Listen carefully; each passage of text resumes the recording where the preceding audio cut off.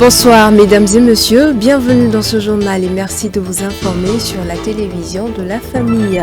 Au sommaire de cette session d'information, profitant de la 78e journée des Nations Unies, les premiers responsables de l'organisation ont organisé une conférence de presse pour faire le point des activités menées en 2022. C'était là le titre. Une fois de plus, bonsoir.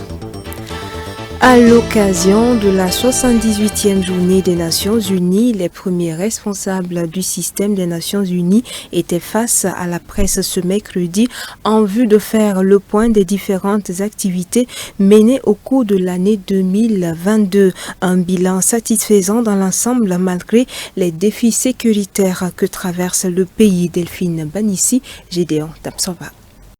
L'année 2022 a été jalonnée de plusieurs défis au niveau humanitaire, éducationnel, sanitaire et bien d'autres, en lien avec la situation sécuritaire du pays.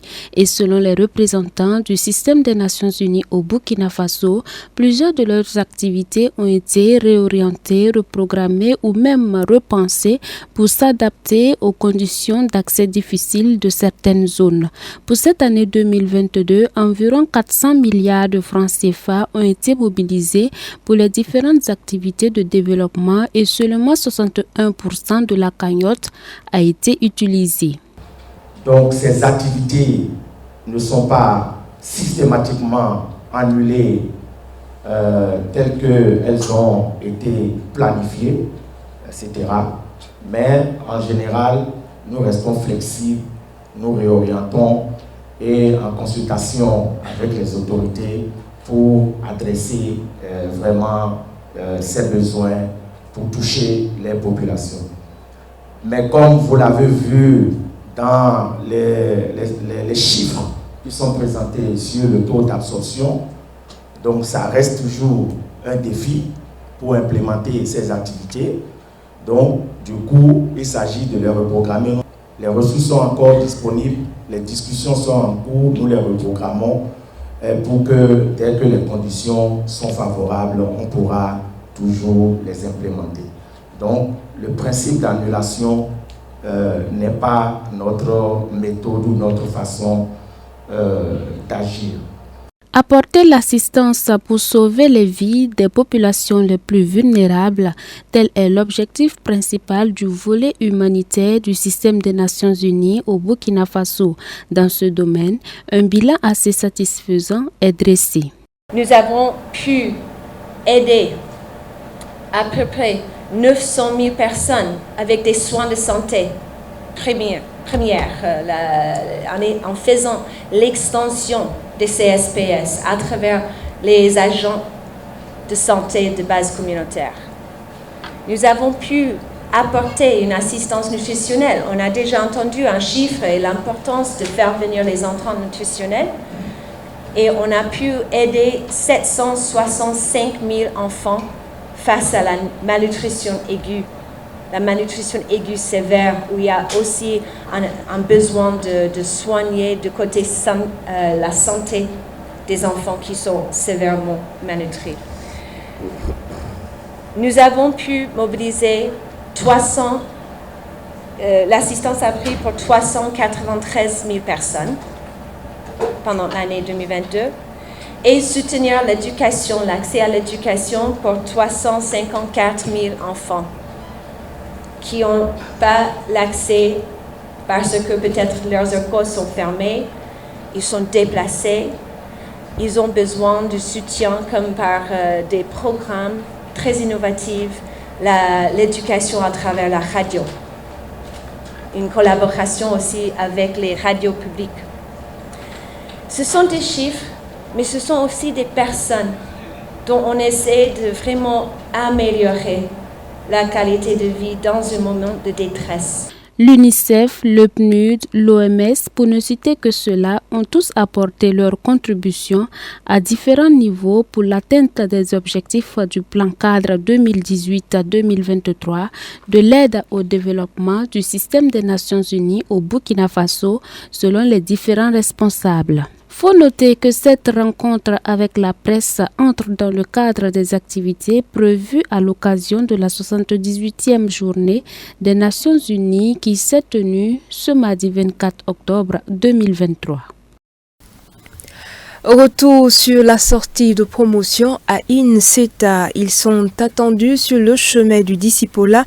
Ce sont les lauréats de l'Institut d'enseignement théologique et artistique des Assemblées de Dieu du Burkina Faso.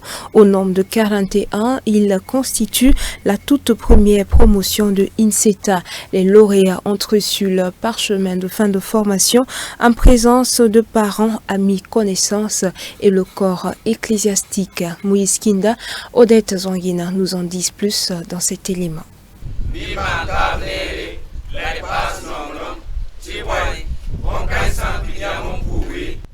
De nouvelles compétences pour renforcer les rangs de serviteurs de Dieu de l'Église des Assemblées de Dieu du Burkina Faso. Ils sont 41 lauréats pour cette première cuvée de l'Institut d'enseignement théologique et artistique des Assemblées de Dieu du Burkina Faso, abrégé INSETA ADBFA, à recevoir leur parchemin de fin de formation. Ces impétrants composés de 6 diplômés et 35 licenciés ont reçu respectivement 3 années et 4 années de formation requises pour l'exercice de leur mission. Officiellement, c'est la première promotion. Nous plaçons cette promotion sous le thème de renforcement des compétences des pasteurs, mais surtout la mise en pratique des 3 R. Parce que l'Église nous a invités à travailler avec nos étudiants et à les inviter à mettre en pratique les 3 R. Et nous disons qu'il faut ajouter à la foi la science.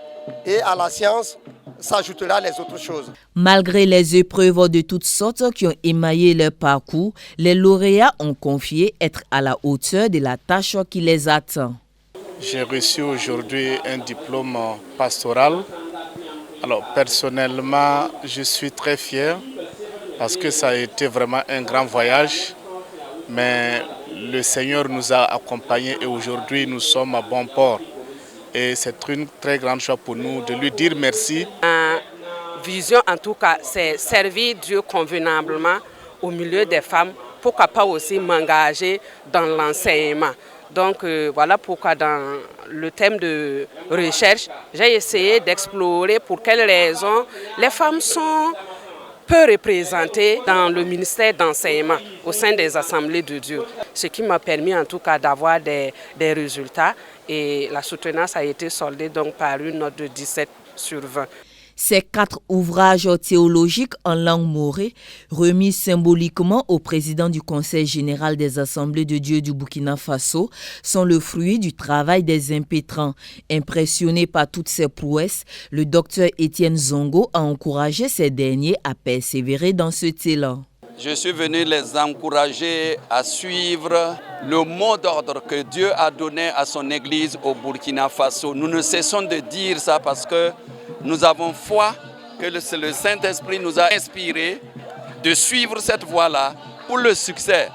Tout faire pour amener tout le monde à la parole de Dieu. Tout faire pour que les cœurs soient dégagés et que le Saint-Esprit puisse avoir la première place. Tout faire pour rayonner, c'est-à-dire prêcher l'Évangile partout. Basé à Zignaré, l'Institut d'enseignement théologique et artistique des Assemblées de Dieu du Burkina Faso ambitionne insuffler une dynamique nouvelle pour le rayonnement de l'Évangile. Nous avons une grande richesse.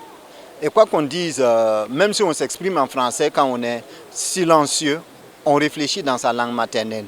Et s'il faut réfléchir, traduire en français avant de s'exprimer, on gagnerait à mieux nous exprimer directement dans notre langue. Donc j'invite et je lance un appel à tous ceux qui sont intéressés à venir. Il y a des étudiants parmi nos étudiants qui pouvaient faire la formation en français, mais ils ont choisi de faire la formation en moré pour approfondir leurs connaissances. On ne réfléchit mieux que dans sa langue maternelle. Cette cérémonie de sortie de promotion a été également marquée par la remise d'attestations et de relevés de notes de 89 nouveaux bacheliers théologiques de l'année académique 2022-2023. On a eu à traiter des sujets comme l'homme est un loup pour l'homme, Qu'en pensez-vous? Donc, que ce soit en langue nationale ou en français, c'était les mêmes thèmes qu'on a traités. Et on a été suivi par l'office du bac. Donc, ça a été organisé de la même manière que le bac classique. Seulement, au niveau du bac théologique, il y a des disciplines théologiques. Créée en 2014 par l'Église des Assemblées de Dieu du Burkina Faso, INSET met en évidence ses valeurs que sont la foi, la vertu, la tempérance, la science, la patience, la piété, l'amour fraternel et la charité, afin d'amener ses étudiants à vivre à la ressemblance de Christ, à être attentifs aux défis auxquels l'Église et la communauté font face et à être efficaces dans l'exercice de leur vocation ecclésiale et sociétale. À présent, dans l'actualité hors de chez nous, la classe politique israélienne a appelé à la démission du secrétaire général des Nations Unies, Antonio Guterres, après qu'au cours d'une réunion du Conseil de sécurité de l'ONU consacrée à la guerre entre Israël et le Hamas, celui-ci ait justifié le terrorisme. Antonio Guterres, le secrétaire général de l'ONU, persiste et signe ce mercredi matin. Les griefs du peuple palestinien ne peuvent justifier les horribles attaques du Hamas. Ces horribles attaques ne peuvent justifier la punition collective du peuple palestinien.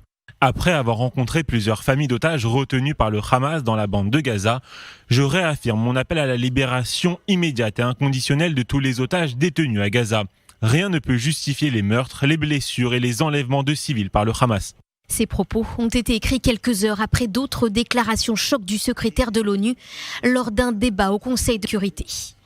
Il avait alors déclaré que l'attaque terroriste du Hamas ne s'était pas produite pour rien. Il est important de reconnaître également que les attaques du Hamas ne se sont pas produites en vase clos. Le peuple palestinien est soumis à 56 ans d'occupation étouffante. Leur espoir d'une solution politique à leur sort se sont évanouis. Et ces attaques épouvantables ne peuvent justifier la punition collective du peuple palestinien. À la suite de ces propos, le ministre israélien des Affaires étrangères, Eli Cohen, interpelle alors le secrétaire général des Nations Unies. Monsieur le secrétaire général, dans quel monde vivez-vous? Sans aucun doute, ce n'est pas le nôtre. Après le clash, Eli Cohen a refusé de poser sur la photo avec Antonio Guterres et les représentants des familles des otages. Puis, très vite, un appel à la démission du secrétaire général a été lancé par l'ambassadeur israélien à l'ONU. Le secrétaire général de l'ONU est déconnecté de la réalité et doit démissionner. Un secrétaire général qui cherche une justification au terrible massacre commis chez nous ne peut pas rester à son poste. Un appel aussitôt partagé par Eli Cohen. Une quarantaine d'États américains ont porté plainte contre le groupe Meta, accusé de nuire à la santé mentale et physique des enfants. Meta est à nouveau dans le collimateur de la justice. Plus de 40 États américains ont lancé des poursuites contre le géant des réseaux sociaux, accusant ses applications Facebook et Instagram de nuire à la santé mentale et physique de la jeunesse. Selon l'accusation, Meta aurait dissimulé la façon dont ces plateformes exploitent et manipulent les consommateurs les plus vulnérables. We know, thanks to our investigation, as well as disclosures by former insiders, that the company knows the following. Instagram is harmful to a significant percentage of teenagers, especially teen girls. They have research that found that 13.5% of teen girls on Instagram say the platform makes thoughts of suicide and self-injury worse. That 17% say it makes eating issues worse, and 32% say it makes body image worse. Cette action en justice représente l'aboutissement d'enquêtes menées depuis 2 ans sur les méthodes des deux plateformes, considérées comme addictives par les autorités américaines. Et voilà, mesdames et messieurs, qui referme ce journal. Merci de votre aimable attention. Excellente suite au programme sur la télévision de la famille.